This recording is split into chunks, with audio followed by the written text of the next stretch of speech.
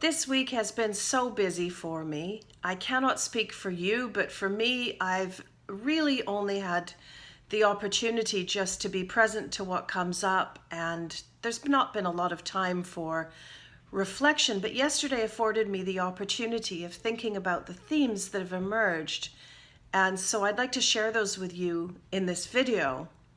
And those themes are to do with a dance partnership that is probably well known to all of us, which is that of our old patterns and how they show up, and the attachment to external things such as image.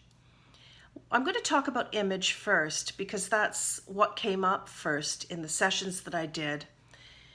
What does image represent to you? Consider that. Consider the roles that you inhabit and how attached you are to them and where you'd be without them and how you'd feel. Think about all of the things that you own and think about your job and think about how you define yourself. There was an experience that I had a number of years ago when I moved house, and through that move I came to a smaller place, so I got rid of a lot of stuff. A lot of stuff went to charity stores and was given away. And I went from one way of life and really one role into a totally different way of life and another role completely removed from the first. And so there was a lot of change around that time. And I remember the first month after moving into this new place, just thinking, feeling this sense of, like a void, like a space of unfilled potential, I guess, but it didn't feel like that at the time. It just felt like a big empty space, and it was a little bit unnerving. But I knew enough just to try and sit with it and not rush to fill it, because that is the tendency. They say that nature abhors a void, and I think that we are equally uncomfortable with voids, but I don't believe there's any such thing as a void in the way that we understand it. It's not a space of nothing, but rather a space of possibilities, and what possibilities will emerge are best encouraged to come forward by us not needing them to do so or attaching to any particular thing in those moments. It's a blank canvas for us, if you will. Back to the theme, though.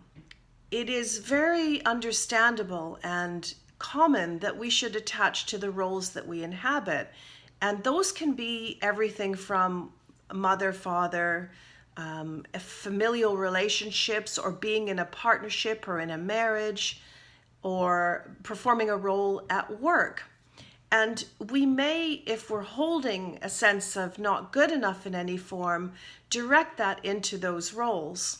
And here's the thing about not good enough. I said this today and I thought it was really true. As long as you're holding it, it's going to find its way into whatever aspect of your life it can express itself through.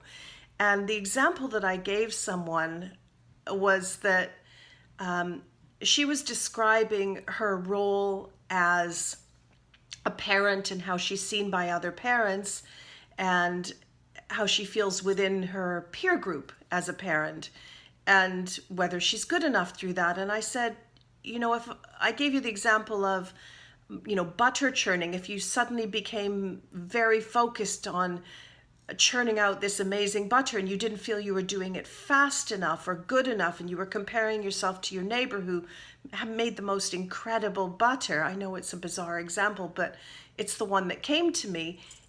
That might be an expression for not good enough. At the moment, it happens that it's directed towards her relationship as her as a parent, but it makes no difference. It's going to find its path. And so I illustrated it like that because, most of us are not really all that invested, let's say, in churning the most prize-winning butter.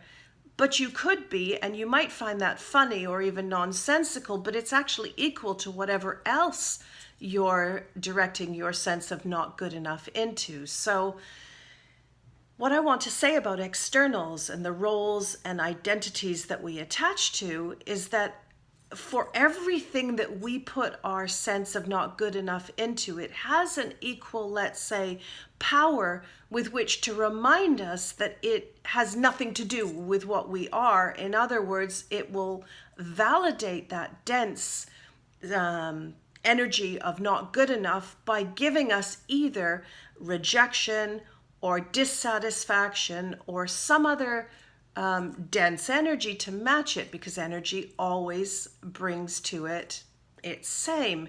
And so you can never, ever, never, in any way you might dream it, find any contentment in externals. As long as you think you can find that, you'll keep on seeking it and you'll forever be seeking. But moreover, life will validate that, as I said, by making sure that you don't have satisfaction. And when I say life will validate that, I don't want you to think I'm saying that life has the power to demonstrate this to you. That's true, maybe.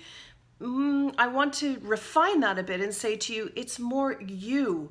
You are demonstrating to you, in a sense, that that's not where your contentment and your truth lies. It obviously lies within you. So that's one of the things that came up. And the other thing that came up was to do with patterns and some real frustration with repeat patterns that are rising up. And one person said to me earlier today that they would like a radical solution for these things that keep coming up. So there was some conversation around what was it in them that was seeking radical, and what did that have to do with acceptance. So to wrap that part up, to give you some kind of wisdom from that, I will say to you that these repeat patterns will keep coming up. The doorway for change, it may well lie in acceptance. Well, it does. But if what's driving you in order to reach that doorway, let's say, is that you, first of all, want to reach that doorway, you want to make change, and therefore you are not accepting exactly where you are, it will elude you. And so, as I said to him, the answer is in acceptance. Change only happens through acceptance.